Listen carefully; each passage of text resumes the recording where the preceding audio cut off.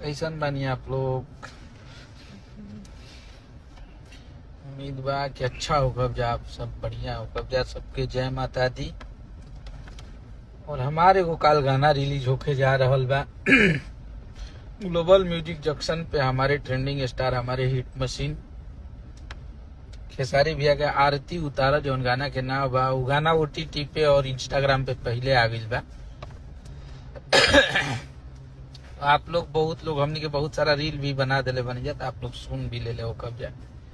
और जो वो गाना जो हमनी के अपना नवरात्रि में महतारी खती सुकून है, जो कि आप लोग सुनत हो कब जा या सुनब जा तो बड़ी प्यारा लगता। और सुनला के बाद एकदम पूरा भक्ति माहौल हो जाता। तो गाना आप सबको सोचा था नहीं कि सुनाई आप सबके। बहुत सॉन्ग मस्त बा भैया, थैंक यू सो मच भाई। हमार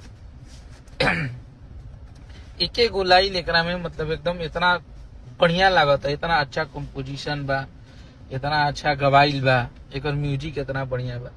तो सब कोई के आप लोग ये गाना के इतना प्यार दी जाए, इतना सुनी जाए। और हमारे खेसारी भैया को आप लोग बहुत प्यार दे रहे हैं, बहुत ज्यादा आशीर्वाद दे रहे हैं। हमारे अभी बहुत सारे गाने, माई महारानी, वो गाना के आप लोग बड़ी प्यार देते नहीं जाए। एगो हमार बहुत पहले के गाना, 2 साल 3 साल पहले के गाना, इतना भक्ति में यहाँ पूजा हो रही है, जिस कैसेट का नाम था ग्लोबल म्यूजिक जंक्शन से ही आया था। तो वो गाना के भी आप लोग बड़ी वायरल रख ले बनी जाए। ओढ़नी से रहिया बाहर द। फिर एगो हमार गाना पिछला साल आयल रहे, बाघवा कहाँ रोला, वो गाना के भी बहुत प्यार देते हैं लोग। कल सुबह ये गाना के जरूर देखब जा। और बहुत प्यारा गाना बा, बहुत अच्छा गाना बा।